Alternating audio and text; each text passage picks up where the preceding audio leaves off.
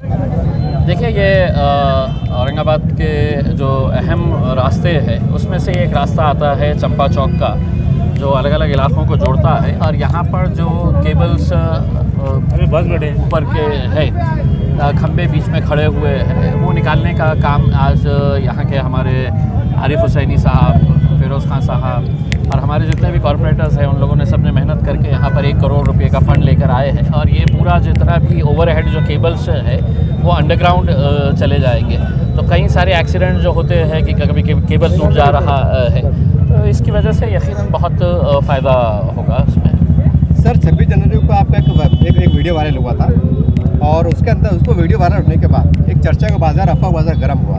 जैसा आपने कहा, वार्निंग दी अपने नगर से। शाम में जलसा है कटकट गेट में, वहाँ पे आपके सब जवाबों नहीं, उसके बारे में क्या कहेंगे सर? एक और सवाल सर कि जब भी मैंने कई बार नोटिस पे लिया हूँ, एक मिनट नोटिस पे लिया हूँ, जब आपका उद्घाटन होता है तो जो विरोधी पार्टी के लोग हैं वो कहते हैं महाविकास आघाड़ी का काम था, खादा साहब तो खाली फावड़ा मार रहे हैं। देखिए, मेरे को ये नहीं है, अगर फावड़ा मारना चाहे तो वो भी मार सकते हैं। मेरे लिए जो है वो काम ज़्यादा मायने रखता है इसके अंदर। नाम तो अल्हम्दुलिल्लाह अब इतना हो गया है कि आप गलियों में ही खेलते रहिए, मैं पूरा देश घूम के आ गया। आखिरी सवाल क्या ये जैसा आपका बयान आया उसके बाद ऐसा लग रहा है शहर में कि कुछ हो सकता है आने चुनाव को नए चेहरे देखने को मिले MIM की तरफ से, क्या कहेंगे इसके बारे में?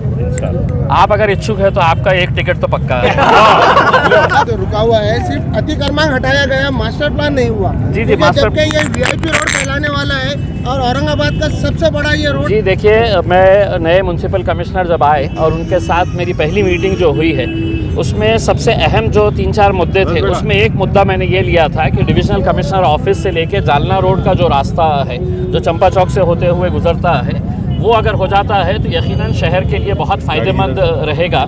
और इसमें यह है कि सभी लोगों ने उसके लिए भी कंट्रीब्यूट करना चाहिए, किसी ने इसकी मुखालिफत नहीं करना चाहिए, क्योंकि जब शहर बढ़ेगा, सड़कें अच्छी होंगी, चौड़ी होंगी, नए रास्ते बनाए जाएंगे तो उनकी प्रॉपर्टी की वैल्यू भी बहुत ज़्यादा बढ़ेगी। तो ऐसे उसमें हमारी कोशिश यही है कि ये रोड का जो भी एक्सपांशन का प्लान है उसको हम जल्द से जल्द इम्प्लीमेंट कराएंगे। काफ़ी लोगों ने मुआवजा भी ले चुके हैं, TDR हो चुका है, रोड सेंक्शन प्लान बन चुका है। देखिए, अभी फिलहाल जो प्रायोरिटी है प्रशासन के सामने, महानगर पालिका के सामने की जो G20 की मीटिंग होने वाली है, उसके लिए शहर को खूबसूरत बनाने का जो चल रहा है, आप देख रहे होंगे कि पूरे औरंगाबाद शहर को कैसा खूबसूरत बनाया जा रहा है।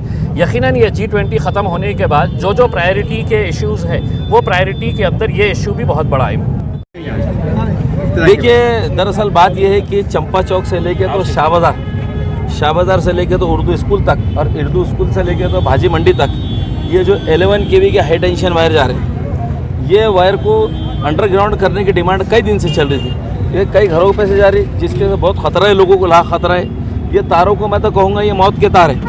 एक बच्चे की 2000 के अंदर जो 2020 के अंदर जान भी जा चुकी है। तो इस चीज़ को हमने इस मुहिम को चलाए थे कि ये टोटल अंडरग्राउंड करना है। इसके अंदर मैं ख़ास तौर से कहूँगा कि हमारे ये डिवीज़न के अंदर के जो जूनियर इंजीनियर हैं, आली जनाब शेख वसीम साहब, ये बेचारों की बहुत बड़ी मेहनत रही इसके अंदर। उसी तरह हमारे राजपूत साहब एग्जीक्यूटिव इंजीनियर, और इनकी बहुत बड़ी मेहनत रही इसमें और इसके एस्टीमेट बनाने को, इसको पास कराने के अंदर। लेकिन बीच में फिर एक बार ऐसा हो गया कि DPDC की मीटिंग के अंदर रखने के टाइम पर जब वक्त आया तो इस काम को कैंसिल किया गया। कैंसिल करने के बाद में जैसी ये बात हमको मालूम पड़ी तो हमारे नासिर सिद्दीकी साहब, फिरोज़ खान साहब, शारिक साहब, हमारे जितने कारपोरेटर्स हैं, हमने फिर एक डेलीगेशन लेके खंदारी साहब के पास में गए, एग्जीक्यूटिव इंजीनियर के पास, कि भाई ये काम की प्रायोरिटी और इस काम की बहुत ज़रूरत है।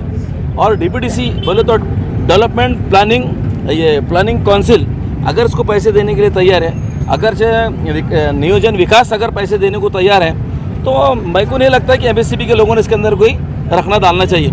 यही बात हमारे वरिष्ठों ने की तो खंडारे साहब ने वापस DPDC के अंदर इसको रखा और DPDC से तकरीबन 1 करोड़ रुपए इसकी मंजूरी करा के हम लोगों ने लिए, जिसके अंदर ये फंड को मंजूर कराने के अंदर खासदार इम्तियाज़ जलील साहब का बहुत अहम रोल रहा DPDC के अंदर। और अब ये काम अंजाम में होने जा रहा है। आज से काम का इफ्तिताह हुआ और ये काम इंशाल्लाह आज ही से शुरू हो जाएगा। सर्वे जब भी आपका इफ्तिताह होता है, चाहे आप करो या खाद्या साहब करो, और बाद में ऐसा होता है कि कुछ आपके विरोधी कह सकते हैं, उनका कहना है कि भाई ये महाविकास आघाड़ी का काम था, ये उनका फंड था, और खाद्या साहब आते हैं, रिबन काट देते हैं या फोड़ा मार देते हैं। अब क्या कहेंगे इसके बारे में? उनसे जाके एक सवाल पूछना कि मजलिस इत्तेहादुल मुस्लिमीन के कॉरपोरेटर्स के अलावा कौन सी सियासी जमात है कि जिसके कॉरपोरेटर्स आज मैदान में नज़र आ रहे हैं। आज पोस्ट पर ना होते हुए भी मजलिस का हर कॉरपोरेटर अपने अपने वार्ड के डेवलपमेंट के कामों को लेकर बाज़ाब्ता ऑफिसर से बार बार नुमाइंदगी करता है।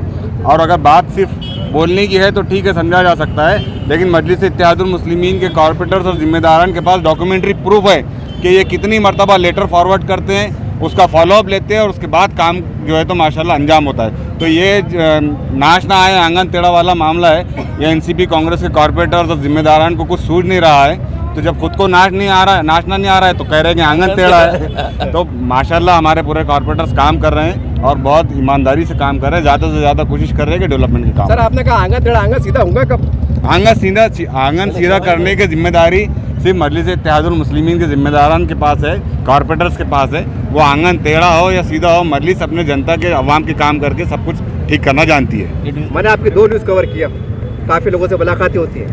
अब ये तो इलेक्शन का माहौल आने वाला है, लोगों का कहना है कि नासिर सिद्दीकी साहब आमदार की तैयारी में अभी से जुड़ गए। आप इसका सवाल का जवाब दीजिए। नहीं, ये तो आने वाला वक्त और हमारी पार्टी डिसाइड करेंगी। हमारा काम तो सिर्फ ये है कि जिस भरोसे पे और जिस उम्मीद से लोगों ने हमको चुनकर दिया था, जब तक नई बॉडी, नए चेहरे नहीं आते, नए लोग नहीं आते, तो इसकी जिम्मेदारी हम लोगों की है जिनके ऊपर आवाम ने भरोसा किया था। दूसरी बात, आज मैं आरिफ हुसैनी साहब और फिरोज़ खान साहब को मुबारकबाद दूंगा कि एक बहुत बड़ा काम, मतलब मजलिस इत्तेहादुल मुस्लिमीन की ये सोच देखिए आप कि हर इशू के ऊपर जहाँ जहाँ आवाम को तकलीफ़ का सामना करना पड़ता है उसके ऊपर नज़र रखते हैं, उसकी नुमाइंदगी करते हैं, उस काम को अंजाम देते हैं। दूसरी बात, आपने कहा कि अभी कुछ अपोजिशन वाले जो है तो ये कहते हैं कि हमने ये करवाया वो करवाया, तो मैं समझता हूँ कि जब वो बाहर रहते हुए इतने अच्छे काम कर सकते हैं तो उनको सियासत से बाहर ही रहना देना चाहिए। और मजलिस इत्तेहादुल मुस्लिमीन ग्राउंड पे रह के उस काम को ग्राउंड पे उतारती है, तो लोग जो है तो मजलिस को हमेशा ग्राउंड के ऊपर ही रखेंगे, चुन कर देंगे, उम्मीद करता हूँ इंशाल्लाह। यानी कि उस पर अमल करें साहब, तो फिर तो आपके पूरे चुन के आ जाएंगे, नगर सौद भी, आमदार भी, खासदार भी। ये मैं नहीं कह रहा हूँ, ये अपोजिशन वालों का खुद स्टेटमेंट है, आपने अभी सुनाया। हाँ जी जी। कि भाई ये लोग जो है तो ये करते हैं, ये करते हैं, वो करते हैं, तो मतलब वो लोग बाहर रह के वो काम कर रहे हैं तो उनको बाहर ही रहने दिया जाए, और हम लोग अंदर रह के जब रिबीना काट रहे हैं तो हमको रिबीन काटने दिया जाए। आप अंदाज़ा ये लगाइए कि मजलिस जो है ग्राउंड पे काम करने वाली जमात का नाम है, और हमारे खासदार की हर वक्त हर जगह उनकी नज़र रहती है। तो मैं समझता हूँ आने वाले इलेक्शन में भी इंशाअल्लाह ताला औरंगाबाद की आवाम ने देख लिया कि आज सियासी क़ुव्वत मजलिस इत्तेहादुल मुस्लिमीन की क्या है।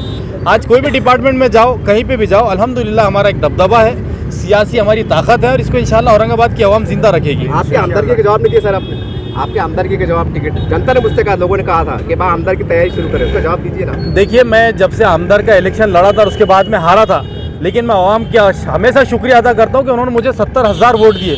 मैं वो चीज़ भूल ही नहीं सकता, वो मेरे लिए बहुत ऑनर की बात है, मेरे लिए फ़ख्र की बात है।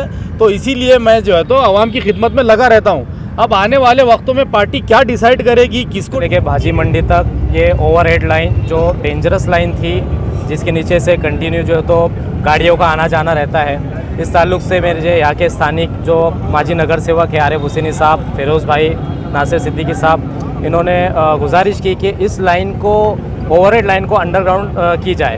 तो उसके तहत हमने इस लाइन का सर्वे किया, उसके बाद इसका एस्टीमेट प्रिपेयर किया, एस्टीमेट भेजा और वो एस्टीमेट हमने मंजूर कराया। अब ये जो काम है टोटल एक अप्रॉक्सीमेट 87 लाख का काम है। तो मैं आपके न्यूज़ के माध्यम से सभी को यही विनंती करूंगा, सभी जो हमारे 20 ग्राहक है, कंज्यूमर्स है, इस काम में कोई भी अड़थड़ा ना लाए, इस काम में हम महावितरण की सभी मदद करें। इस वजह से ये होगा कि ये जो डेंजरस लाइन है जिस पर एक्सीडेंट होते हैं बार बार, वो ना होंगे। तो आपके माध्यम से फिर से यही गुजारिश करूंगा कि लोग जो भी 20 ग्राहक है, कंज्यूमर्स है, हमारे को सपोर्ट करें।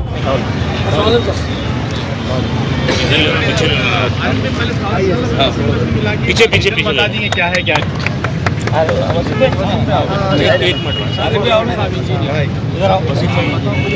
काम अच्छा है और शाद का अपने हाजी हाँ होटल मंडी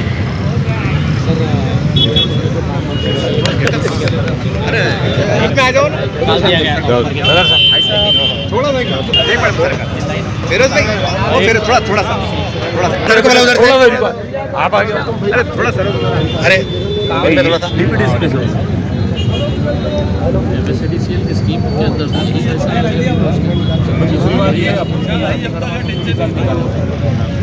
ये एक पोल है, यहाँ से 7 पोल है, की बात करना पड़ेगा आपको। साहब ने बोले काम कैंसिल हो गया था, मैं खंडारे साहब के पास भागा, खंडारे साहब के पास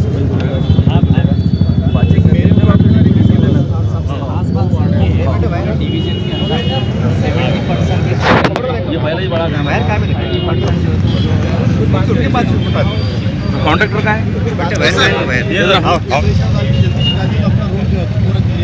अपना काम कर रहे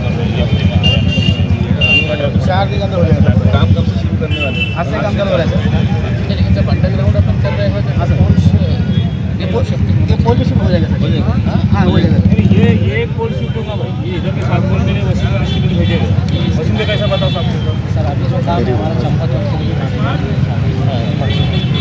अभी आपको क्रम ये 5 स्पेन का है बहुत जल्द जो पोल के वजह क्या यहीं चाह रहे हो इधर ही आ रहे हो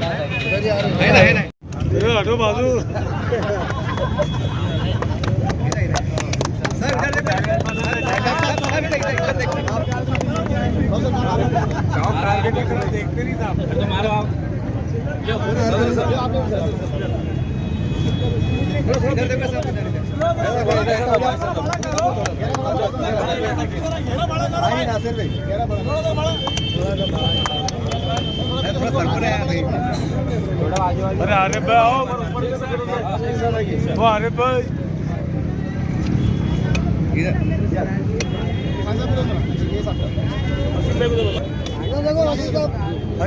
अरे भाई क्या बात है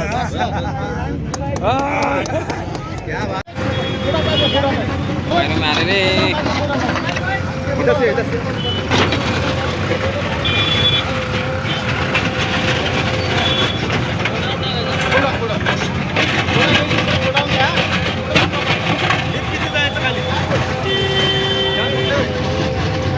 उधर कौन था बड़े बड़े पास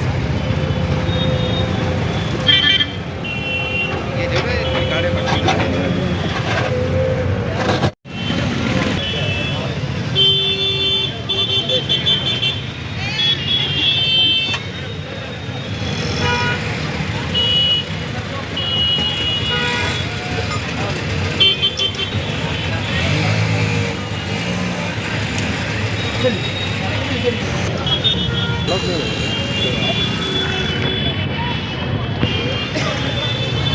Yeah.